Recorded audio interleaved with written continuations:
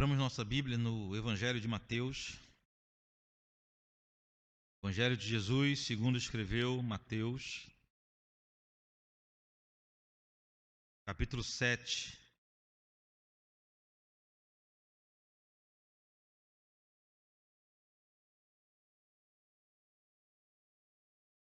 Finalzinho do capítulo 7, no versículo 24 ao 27.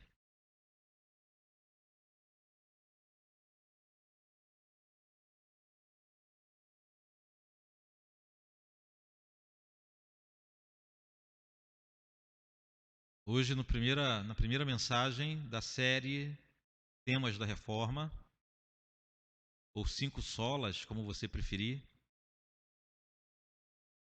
O tema da nossa mensagem é Sola Scriptura, ou somente a Escritura.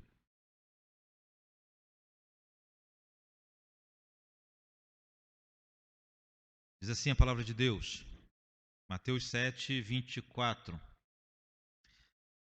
Todo aquele, pois, que ouve estas minhas palavras e as pratica, será comparado a um homem prudente que edificou a sua casa sobre a rocha. E caiu a chuva, transbordaram os rios, sopraram os ventos e deram com ímpeto contra aquela casa, e não caiu, porque fora edificada sobre a rocha. E todo aquele que ouve estas minhas palavras e não as pratica será comparado a um homem insensato que edificou a sua casa sobre a areia. Caiu a chuva, transbordaram os rios, sopraram os ventos e deram com ímpeto contra aquela casa, e ela desabou, sendo grande a sua ruína. Somente até aqui. Senhor Deus, muito obrigado pela leitura de Tua santa palavra. Somente a leitura já é suficiente para nos abençoar poderosamente, mas nós clamamos, Senhor, permaneça falando conosco. Que o Teu Espírito Santo venha nos abençoar com a iluminação necessária para que consigamos compreender a Tua vontade revelada nas Sagradas Escrituras. Que não haja impedimento, Senhor, para entendermos o Teu querer. É o que clamamos em nome do Senhor Jesus. Amém.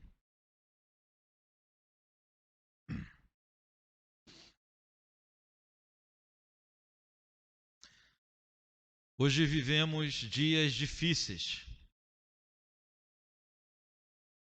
Dias em que a Bíblia Sagrada tem sido desprezada, inclusive por igrejas ditas cristãs. Nossa luta, irmãos, que antes era com os inimigos de fora, hoje também é contra os inimigos de dentro.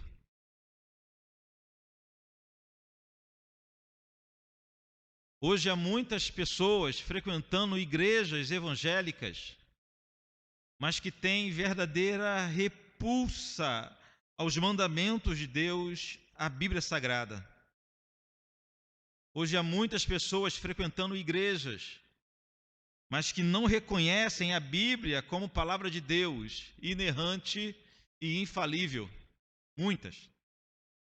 Por isso que eu digo que antes o nosso problema, os nossos inimigos eram somente externos, mas hoje nós sofremos também com inimigos internos. Vejam como as coisas mudaram. Antes nós nos preparávamos para embates doutrinários, para debates sobre doutrina, somente com os de fora da igreja, com não os crentes ou não crentes. Era comum as igrejas equiparem, em especial os seus jovens, para debaterem Bíblia, debaterem doutrina com os de fora. E recebíamos treinamentos de como responder, por exemplo, aos testemunhas de Jeová.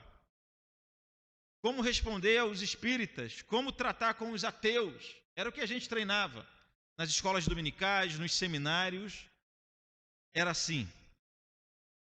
Mas de uns anos para cá, e a cada dia que passa, percebemos a necessidade de pregar o Evangelho e de defender doutrinas básicas para crentes,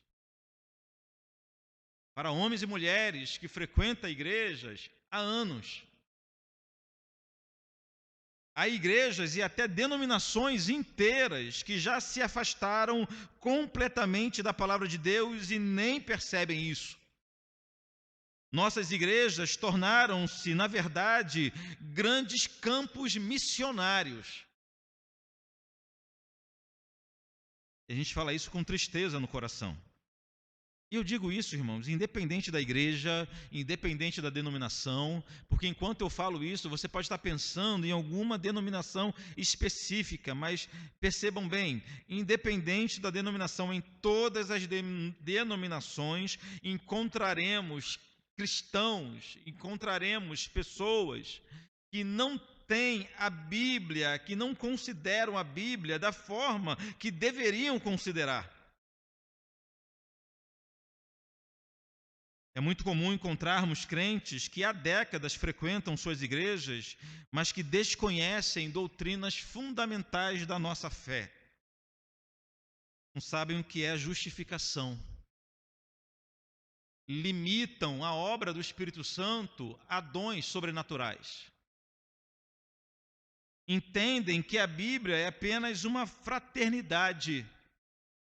Não compreendem a necessidade de congregar. Estou falando de coisas simples. Apenas para citarmos alguns pontos fundamentais que deveriam serem conhecidos de forma profunda por todos os crentes. Podemos dizer que a principal doutrina da nossa fé é a doutrina da justificação em Jesus. Um cristão que não entende a doutrina da justificação, um cristão que não entende como foi que os nossos pecados foram cancelados através da morte de Cristo, um cristão que não entende como se deu essa troca entre Cristo e nós, não pode sequer ser um cristão, porque é o fundamento da nossa fé, o ponto inicial de nossa caminhada cristã é entender que nós temos um Salvador. E por que Ele é o nosso Salvador? Durante a pandemia que nós estamos vivendo, principalmente no momento de mais isolamento, ficou muito evidente o nível de analfabetismo bíblico de parte da igreja evangélica. Crentes que não entendem o que é congregar, não se entristeceram com nossas igrejas fechadas. Não vou nem entrar no mérito se as igrejas deveriam fechar ou não.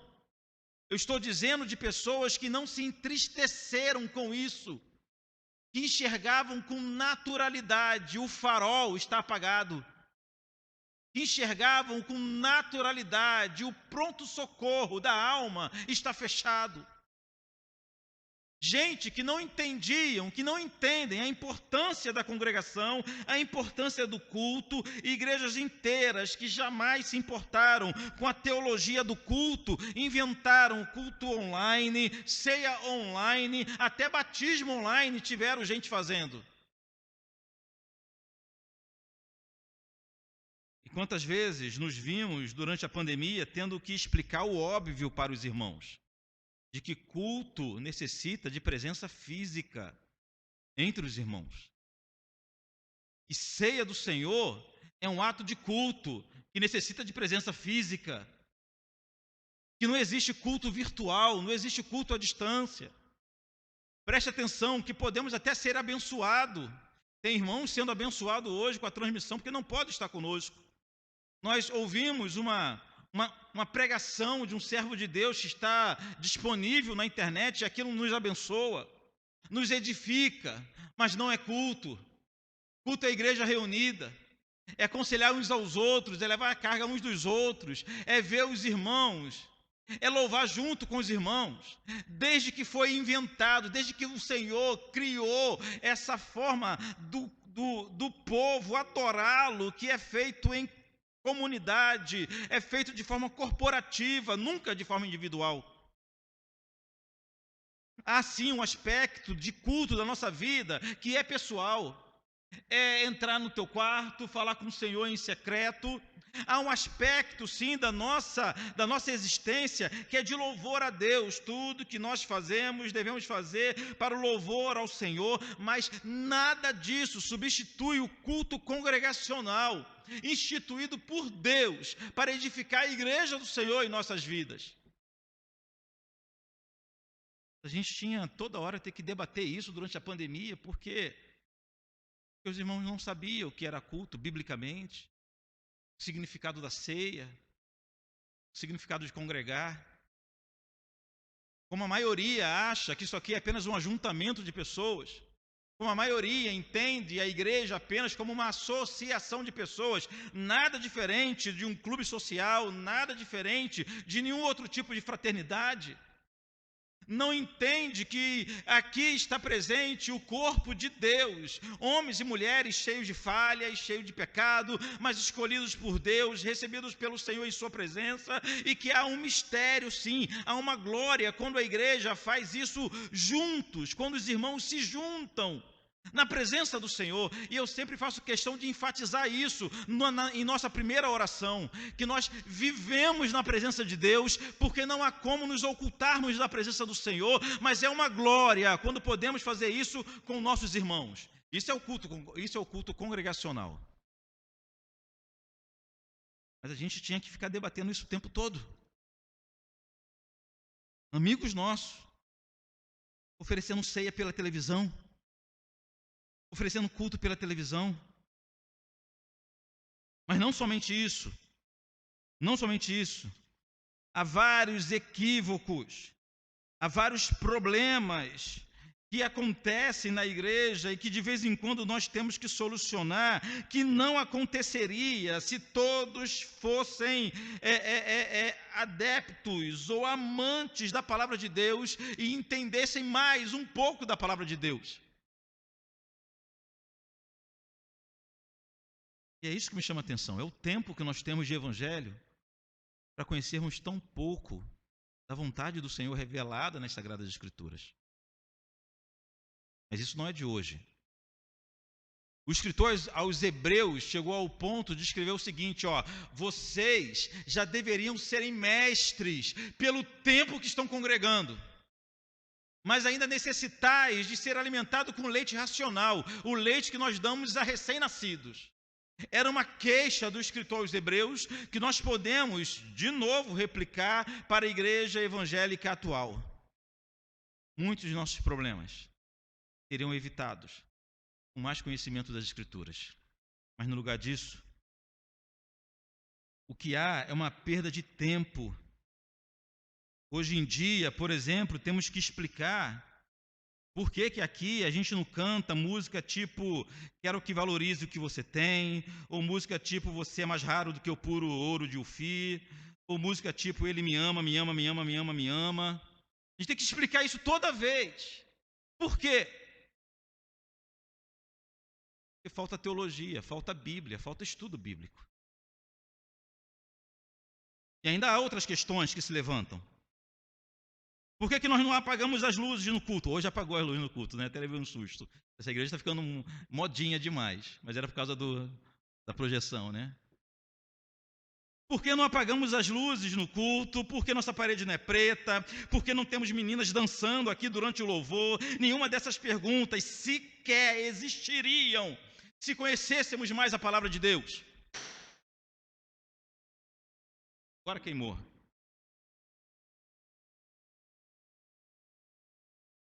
São muitas perguntas, muitas dúvidas, muitas indagações. Pode deixar, Herbert.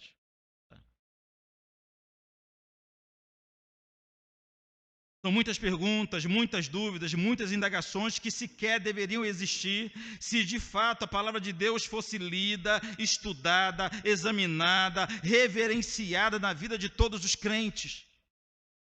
Mas ao contrário disso, nós levamos a Bíblia nas mãos, mas não a temos no coração. Nós declaramos que a palavra de Deus é a nossa única regra de fé e prática, mas é somente da boca para fora. Resumindo, irmãos, nunca se fez tão necessário que a igreja se voltasse para a palavra de Deus como nos dias atuais. Por isso eu disse aqui no início, que a igreja se tornou um campo missionário. Precisamos evangelizar os crentes. Precisamos pregar o básico para os crentes. Precisamos anunciar os fundamentos para os crentes. O apóstolo Paulo, agora em voz profética, ele falou como seriam nossos dias. 2 Timóteo 4, 3 e 4, eu vou ler.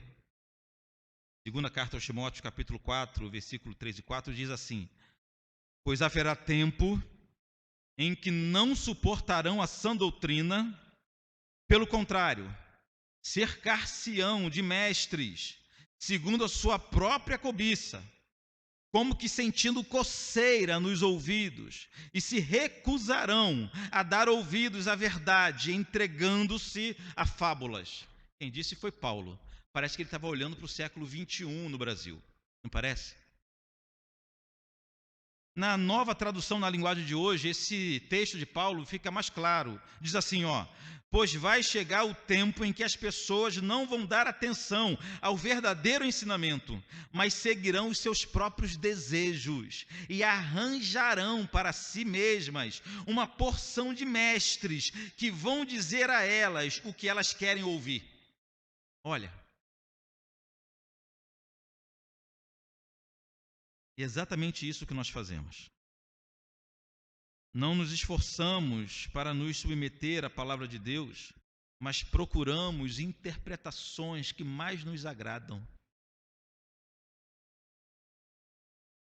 E assim nós procuramos mestres, segundo nossos desejos pessoais, pecaminosos.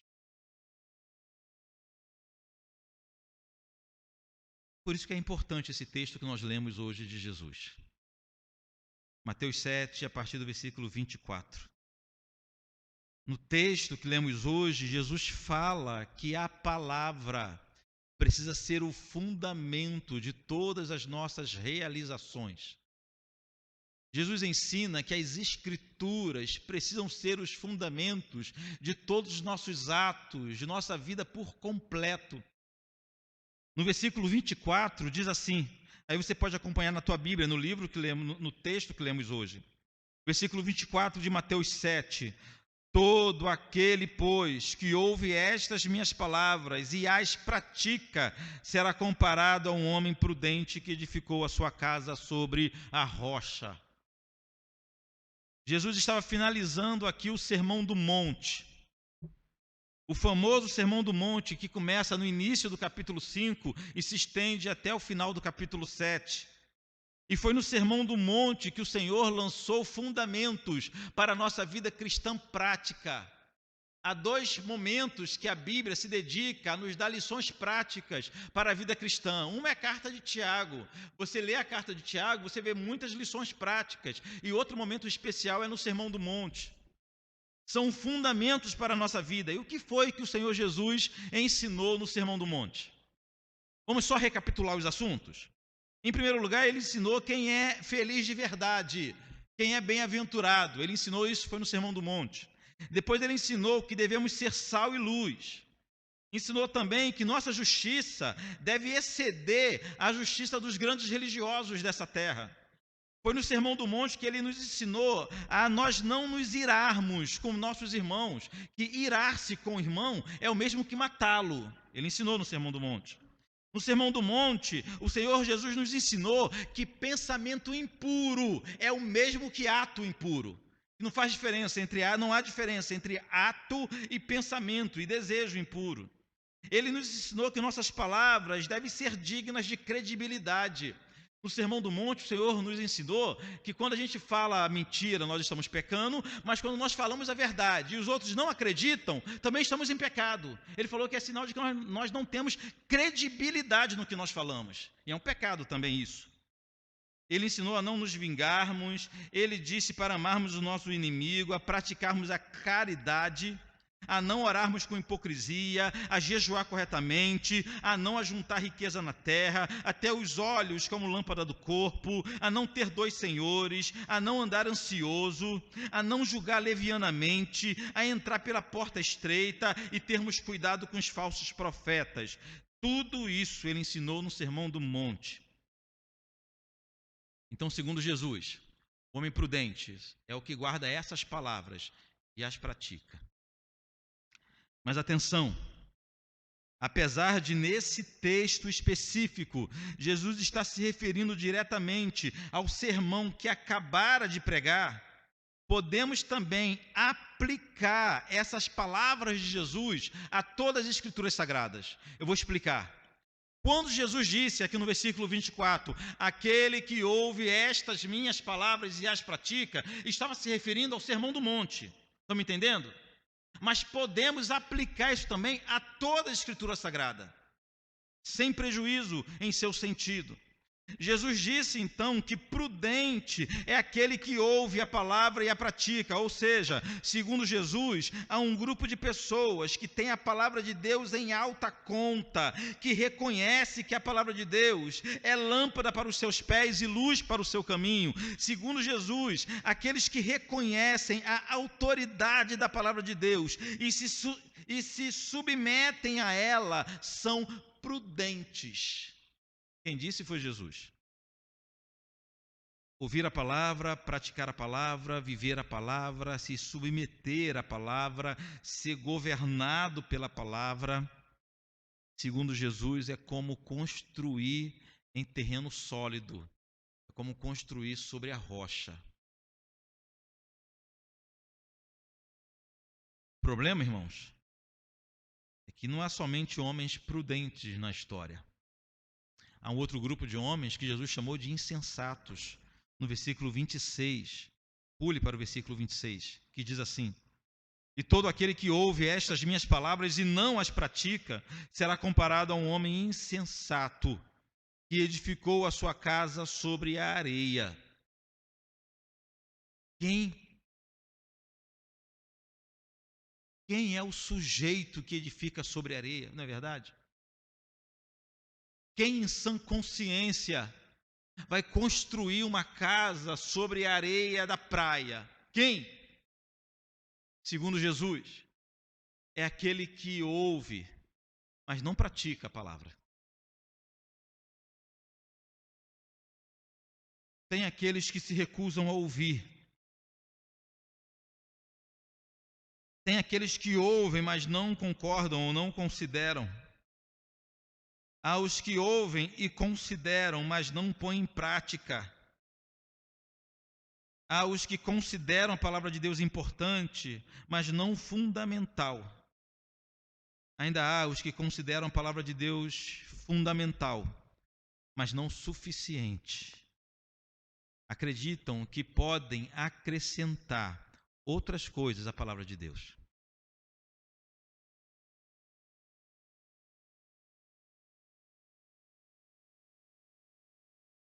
A pessoa que não confia que a palavra de Deus é suficiente, poderosa para lhe guiar, aí consulta a Bíblia, mas consulta o horóscopo também antes de sair de casa de manhã.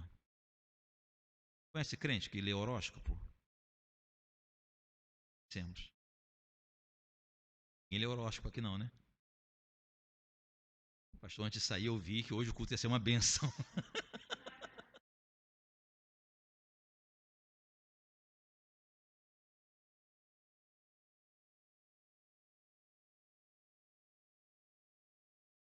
O grande problema, irmãos, é que Jesus falou que haveria um teste. Jesus disse que haveria um grande teste que ia colocar em evidência, ou melhor, que ia separar os prudentes dos insensatos. Esse teste está relatado tanto no versículo 25 como no versículo 27. A primeira parte dos dois versículos são idênticas. É um fenômeno que serve como prova para ver quem é insensato e quem é prudente. Você pode acompanhar tanto o início do versículo 25, como o início do versículo 27, que diz assim: e caiu a chuva, e transbordaram os rios, sopraram os ventos, e deram com ímpeto contra aquela casa. Ou seja, Jesus disse que as chuvas, as enchentes, os vendavais, os furacões, as tragédias, as pragas, as pandemias atingiriam a casa de todos, sem exceção. Isso é irremediável. A catástrofe é democrática. Ela cai sobre a vida de todos, de justos e de injustos. Mas somente um tipo de construção permaneceria em pé, somente um tipo de projeto permaneceria em pé no dia da tempestade, somente aqueles que fundamentaram suas vidas na palavra de Deus permaneceriam em pé quando o vendaval passasse, somente esses. Todos os outros cairiam. Todos os outros teriam sua vida destruída depois de uma tempestade, porque as vidas não estavam fundamentadas.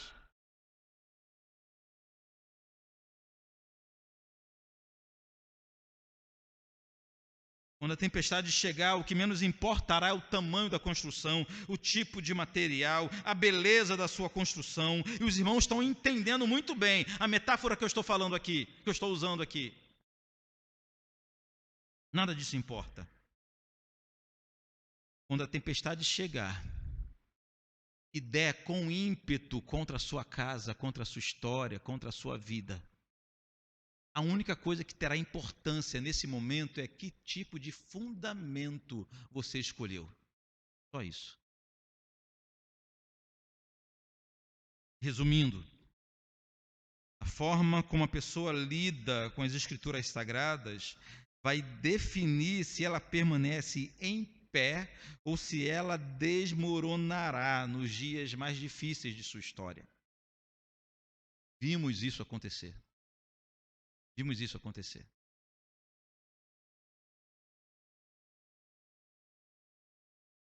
Não lembro com quem eu estava conversando e falou de um amigo, um casal de amigos que se recolheram em casa no início da pandemia.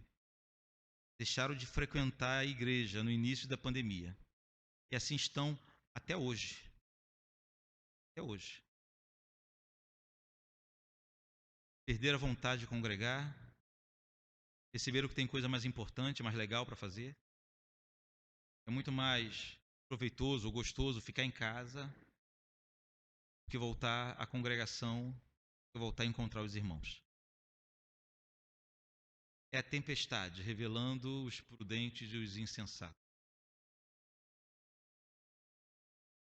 A pandemia serviu como uma grande tempestade, separando prudentes de insensatos.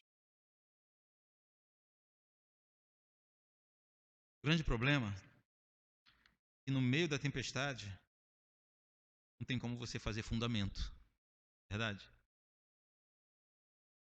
Ninguém lembra de cavar sapatas no meio do temporal. Ih, minha casa não tem sapatas. Começa a vai montar radier. Estou falando certo? Mesmo? Isso? Montar radier, fazer sapato, criar concreto, e a chuva caindo e o rio transbordando. Ninguém consegue fazer isso. Fundamento é algo que a gente trabalha antecipadamente. É um trabalho cansativo.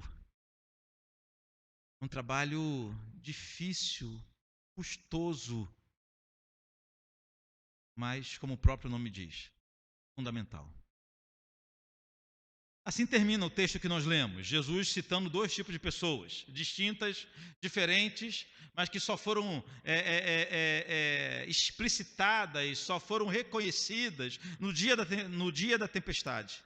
Esse texto, irmãos, aponta diretamente para uma importante doutrina bíblica, uma importante doutrina de nossa tradição, que é a doutrina da suficiência das Escrituras. E guarde esse nome, suficiência das Escrituras, doutrina fundamental da Reforma Protestante. Pois a Igreja Católica, preste atenção nisso, a Igreja Católica acreditava que a palavra, que as Escrituras não são suficientes para governar a Igreja e dirigir a vida dos irmãos.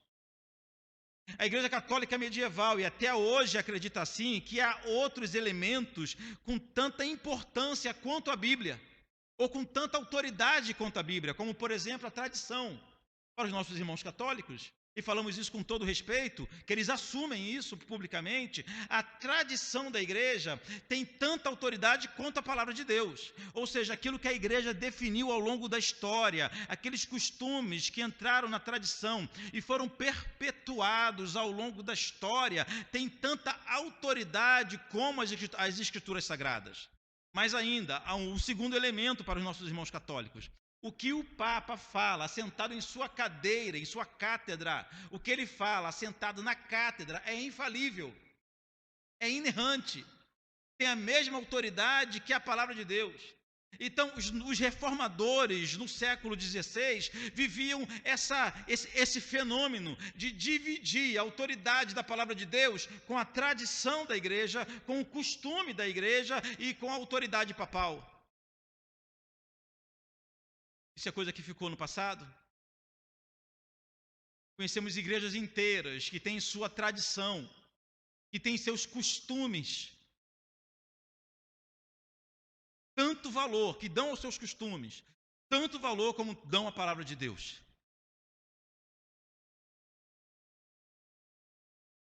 Os católicos afirmavam que a igreja ensina e que a tradição ensina, mas veio os reformadores e foram categóricos em afirmar que é a Escritura que ensina.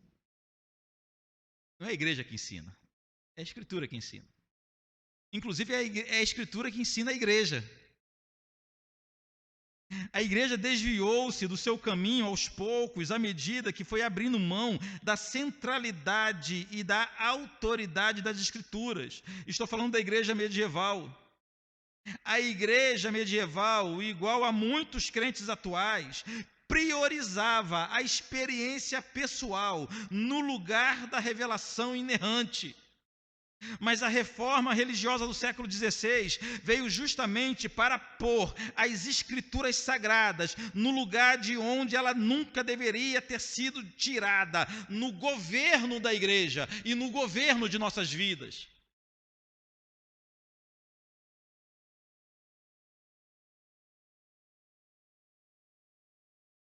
A palavra de Deus está acima da igreja, a palavra de Deus está acima de nós, a palavra de Deus é a autoridade suprema em nossa história. O reformador Martinho Lutero, ele disse o seguinte: a igreja, longe de ter prioridade sobre as Escrituras, é, na realidade, uma criação das Escrituras, nascida no ventre das Escrituras. É quando a palavra diz que o nosso fundamento é o fundamento dos apóstolos e dos profetas. Não que apóstolos e profetas sejam os nossos fundamentos, mas o que eles ensinaram, o que eles nos deixaram, é o fundamento da igreja. Em relação à centralidade e em relação ao poder das Escrituras, Paulo foi mais categórico do que Lutero, obviamente. E lembremos que as palavras de Paulo são palavras de Deus, de Lutero não. Mas olha o que Paulo falou em 1 e 2 Timóteo 3, 16 e 17. Toda escritura é divinamente inspirada e proveitosa para ensinar, para repreender, para corrigir, para instruir em justiça, para que o homem de Deus seja perfeito e perfeitamente preparado para toda boa obra. Paulo estava dizendo o seguinte: a única forma que o homem tem de se aperfeiçoar não são com costumes humanos, nem com atividades religiosas, mas é observando a palavra de Deus. Lemos isso aqui no Salmo 119. Como o mancebo ou o jovem purificará o seu caminho, observando segundo a palavra de Deus. Então eu trago hoje aqui, irmãos, 5 características da palavra de Deus ou das Escrituras Sagradas que precisamos guardá-las para as nossas vidas. 5 marcas, 5 características. A primeira que eu destaco é que as Escrituras Sagradas, elas são inspiradas. Vamos entender o que isso significa. A gente usa a palavra inspiração para qualquer coisa, né? O camarada acordou assoviando, a esposa fala, acordou inspirado. Né? Mas isso não é inspiração. Não é inspiração. O pastor hoje está inspirado. Isso não é inspiração. Não é. Inspiração é o respiro de Deus. É o sopro da boca de Deus. Isso que é inspiração. Quando a gente fala que a palavra de Deus é inspirada, é porque os autores não tiraram nada de sua cabeça, não deixaram fluir o que estava em seu coração, mas os autores bíblicos receberam a palavra que saiu da boca de Deus. Então a palavra de Deus, em primeiro lugar, é inspirada. Um grande diferencial das Escrituras é que ela não nasceu da mente humana. Não foram homens que planejaram escrever a Bíblia Sagrada, mas foram mais de 40 autores, nos mais diversos períodos, ao longo de mais de 1.500 anos, de Moisés com Gênesis, até João com Apocalipse, que escreveram a palavra de Deus, inspirados pelo próprio Deus. Eles sequer sabiam no projeto que estavam envolvidos. Eles não tinham ideia de que estavam sendo usados por Deus para registrar a vontade de Deus e que hoje, 2.000 anos depois do último autor, nós estaremos aqui pregando o que eles escreveram, porque não são palavras deles, são palavras de Deus. Segunda carta de Pedro, capítulo 1, versículo 20 e 21 diz assim: sabendo primeiramente isto, que nenhuma profecia aqui é a totalidade das palavras, nenhuma profecia da Escritura é de particular interpretação, porque a profecia nunca foi produzida por vontade de homens, mas os homens da parte de Deus falavam movidos pelo Espírito Santo. Aleluia. Se esperássemos por Pedro, jamais teríamos sequer esse versículo. Mas Deus usou homens, desde Moisés, Samuel, Davi, Salomão, os grandes profetas, os pequenos profetas, Deus, Marcos, João, Lucas de novo escrevendo Atos, Paulo com 12 cartas, gente anônima, como escritor aos Hebreus, que não sabemos quem foi, João, Judas, o outro Judas, obviamente, Pedro, deixaram um documento para a gente que não nasceu no coração deles. Cada palavra, cada vírgula, cada tio, nasceu no coração de Deus. É de Deus para cada um de nós. Por isso que a palavra de Deus, as Escrituras são inspiradas. Em segundo lugar, as Escrituras são inerrantes. Inerrantes. Inerrante significa simplesmente que não há erros. Sem erros, que é verdadeiro. Ah, pastor, de vez em quando a gente encontra um erro. Pode ser um erro de interpretação, pode ser um erro de transliteração, mas que a palavra não erra. Como Deus não erra, a sua palavra também não erra. A inerrância é uma marca de Deus. Qualquer aparente contradição na Bíblia, irmãos, pode acreditar, é dificuldade nossa de compreensão. Há uma frase que circula na internet que é o seguinte: examinando a Bíblia encontrei vários erros. Já viu isso? Todos eles em mim. Isso pode acontecer. Agora, na palavra de Deus, não. Salmo 119, que lemos aqui, mas o versículo 140 diz assim: a tua palavra é fiel a toda prova. Pode provar, não tem problema. Por isso o teu servo a ama. Salmista, Mateus capítulo 5, versículo 17 e 18, palavras de Jesus, não penseis que eu vim destruir a lei ou os profetas, não vim destruir, mas cumprir. Porque em verdade vos digo que até que o céu e a terra passem, de modo nenhum passará da lei um só jota ou um só tio, até que tudo seja cumprido. Ou seja, a palavra não falha, segundo Jesus. João 17:17, oração de Jesus, disse o seguinte: santifica-os na verdade, a tua palavra é a verdade. Se Jesus disse que a palavra de Deus é verdadeira e inerrante, se Jesus disse que a palavra de Deus não falha, quem dentre nós pode pôr dúvida na palavra escrita? É triste, é triste.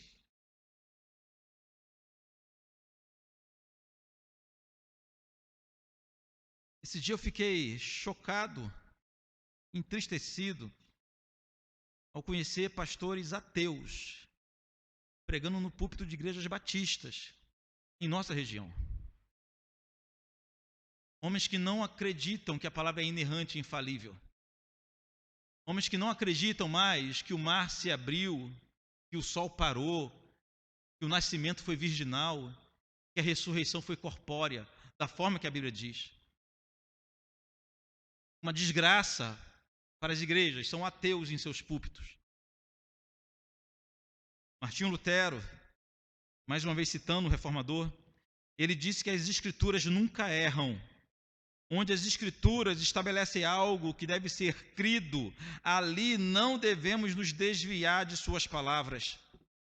João Calvino classifica a palavra de Deus de que forma? Para ele, a palavra de Deus é o registro seguro e infalível, a regra certa e inerrante, a palavra infalível de Deus, isenta de toda mancha ou defeito.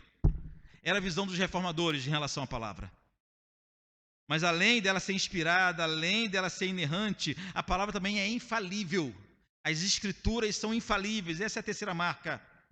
Infalibilidade é o que define a escritura como confiável e fidedigna para aqueles que se voltam para ela em busca da verdade. Inerrante significa que não há erros. E infalível significa que nunca falhará. E tudo que está escrito acontecerá. Esse é o infalível. Por isso que Jesus disse em Marcos 13:31, passará o céu e a terra, mas as minhas palavras não passarão. Acontecerá. Além disso, as escrituras, em quarto lugar, as escrituras são autoritativas. Ela é divina. Logo, não pode ser igualada à tradição, como nossos irmãos católicos fazem, nem aos pronunciamentos de qualquer autoridade religiosa. As escrituras têm origem e caráter divino, ou seja, está acima, irrevogavelmente, de toda autoridade terrena. Todos devemos nos submeter à palavra, diante a palavra, todos se rendem. 1 Tessalonicenses, capítulo 2, versículo 13, Paulo disse o seguinte: por isso nós também, sem cessar, damos graças a Deus, porquanto vós, preste atenção, havendo recebido a palavra de Deus que de nós ouvistes, a recebestes não como palavras de homens, mas, segundo ela é de verdade, como palavra de Deus, a qual também opera em vós que credes. Paulo estava elogiando os irmãos de Tessalônica, porque eles ouviram a palavra de Deus com a autoridade que a palavra precisa, que a palavra merece. Eles não ouviam a palavra de Deus procurando alguma coisa que justificasse seus erros. Já viu isso? Já viu alguém fazendo assim? Quando alguém procura a gente e fala, pastor, o crente pode beber? Ele já tem resposta. E se eu contrariar a resposta dele, ele vai procurar outro pastor. Case com ele no que ele pensa. Um exemplo que eu dei aqui imediatamente. Escritura autoritativa, ou entender as escrituras como autoritativa, é quando a gente for consultar a Bíblia, ou ouvir a mensagem, ou seja como for, que a gente tiver acesso às escrituras, é sempre estarmos com o coração aberto para aprender e nos submeter. Não se submeter à palavra do pastor, do pregador. Mas vejam bem, enquanto pastor, enquanto pregador prega, os irmãos devem analisar se realmente é isso que está escrito. Se realmente é isso que está escrito, se submeter ao que foi falado. É assim. A confissão de fé de Westminster, uma confissão basilar para o movimento reformado, diz assim, declaramos a autoridade da Escritura Sagrada, razão pela qual deve ser crida e obedecida, não depende do testemunho de qualquer homem ou igreja, mas depende somente de Deus, que é o seu autor. Tem, portanto, de ser recebida, porque é a palavra de Deus. Palavra de Deus. Nós não nos submetemos a um livro. Tem gente que tenta desqualificar a Bíblia achando que nós nos submetemos ao livro, como se o livro fosse sagrado. O livro não é sagrado. Prova que o livro não é sagrado, que ele é produzido em escala industrial e é vendido no comércio. E o livro não é sagrado. O sagrado é a palavra. É a palavra que está registrada.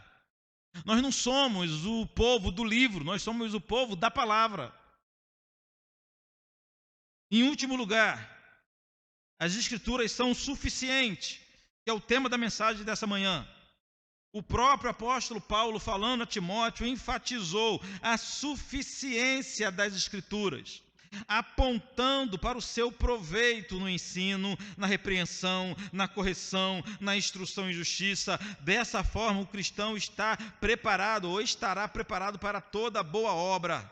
E é nesse ponto que nós mais pecamos como igreja, pois nós não depositamos toda a nossa confiança nas Escrituras. Eu brinquei falando do crente que existe, que confia nas Escrituras e no seu horóscopo. Mas existe crente de todo tipo. Tem aqueles que confiam nas Escrituras, mas não nelas sozinha, é nas Escrituras, mas num livro de autoajuda, né? Nos dá uma motivação diferenciada, não é verdade? Ou nas Escrituras, mas o Evangelho coach. Uma palestra de um motivador vai mudar a minha vida. Ou nas Escrituras, mas no pensamento positivo, declaração profética, ato profético ou coisas desse tipo.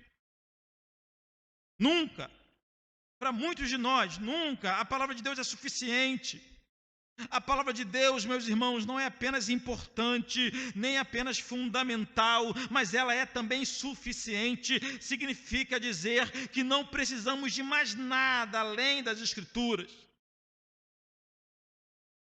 Mas e os livros que nós lemos? Temos uma estante de livros cheio de bons livros. Consideramos os nossos bons autores, se estiverem pautados nas Escrituras. Não é verdade? É assim que a gente faz?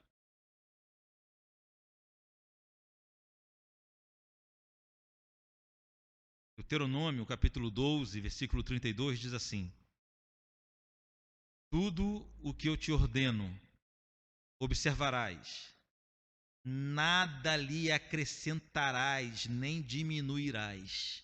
Palavra de Deus.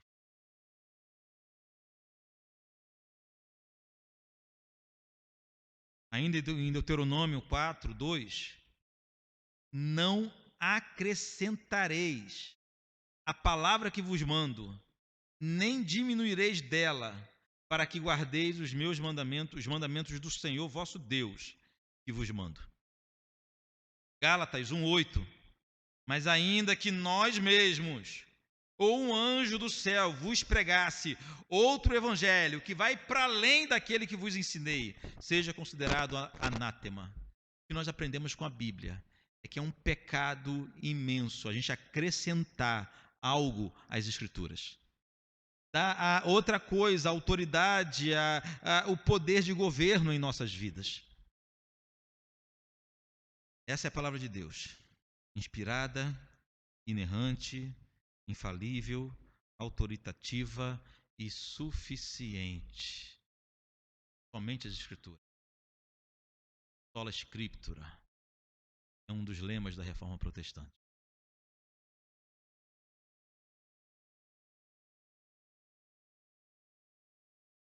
Somente as Escrituras é um fundamento de nossa fé. Isso, irmãos, nos traz paz. Eu quero finalizar e partir para a aplicação. Por que isso nos traz paz? Porque isso nos faz entender que tudo que nós precisamos já está revelado. Não precisamos mais contar com os conselhos do nosso coração. Não precisamos. Temos a palavra de Deus. Não precisamos mais correr atrás de profetas, de revelações, de visões. Não precisamos mais. Temos a palavra de Deus. As Escrituras estão conosco e elas nos bastam. Então só pode falar somente as Escrituras. Aqueles que creem nas Escrituras somente, e em mais nada. Há um livro, eu até pensei de trazer ele hoje aqui para indicá-lo, mas eu esqueci, chamado A Busca da Vontade de Deus, uma prática pagã. O título do livro é esse, depois eu vou botar lá no nosso grupo. Um livro muito bom de ler. Segundo o autor, ele defende a ideia de simplesmente buscar a vontade de Deus já é um ato pagão. Como se a vontade de Deus estivesse oculta, estivesse escondida, e não completamente revelada. A vontade de Deus é completamente revelada. Então, segundo o autor, o que ele nos ensina, e eu concordo com ele, é que nós não precisamos buscar mais em fonte nenhuma para nada em nossa vida, para nada. Cada detalhe de nossa existência, cada passo que dermos, podem ser direcionados pela Bíblia Sagrada, pela Palavra de Deus. Porque está tudo revelado. Das coisas mais complexas, desde o seu casamento, a sua profissão, aonde congregar, ao seu chamado ministerial, às coisas mais simples, o corte de cabelo, a cor do seu cabelo, o tamanho, o tipo do seu tênis, tudo isso temos resposta na palavra de Deus. Temos meios de descobrir qual é a vontade de Deus. Olha só, estou falando de descobrir de novo, né? Uma mania nossa. Temos meios de observar, de entender qual é a vontade de Deus para cada detalhe em nossa vida, somente confiando na Bíblia Sagrada. Somente isso. Ah, pastor, a Bíblia não fala com quem eu devo casar. Fala sim. Não fala o nome da pessoa. Aí seria demais, né? Você quer o nome, o CPF, o endereço, a idade, é isso que você quer. A Bíblia fala que tipo de gente você deve casar. Como deve ser o seu esposo, o seu marido, seu namorado, sua namorada. A Bíblia fala com detalhes, com detalhes. Você que não quer ouvir. A Bíblia não fala onde eu devo trabalhar. Fala sim. Não dá o endereço, o CNPJ da empresa, mas sabe como deve ser o procedimento, se vai te afastar de Deus, se vai te dar tempo para a sua família, se é suficiente para viver de forma digna, se vai operar com alguma coisa leviana ou imoral. A Bíblia fala exatamente. Nós que não queremos ouvir. A palavra de Deus nos dá resposta para tudo. Para tudo. E eu preciso terminar que o tempo foi embora. A aplicação dessa mensagem de hoje será também um texto bíblico. Não poderia ser diferente, né? Eu não vou dar lições práticas. Eu vou terminar com um texto bíblico como aplicação para colocarmos em prática ao longo da semana. Tiago, capítulo 1, versículo 22. Te convido a abrir a Bíblia na epístola de Tiago, lá no finalzinho da Bíblia. Depois das cartas de Paulo, vem Hebreus e depois Tiago.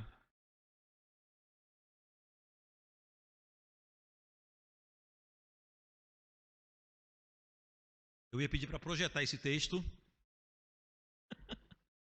mas pelo que eu entendi, vamos ter que entrar em outra campanha. Já foi os homens, as mulheres, agora vai ser quem? Graças a Deus só há homens e mulheres nessa igreja, né?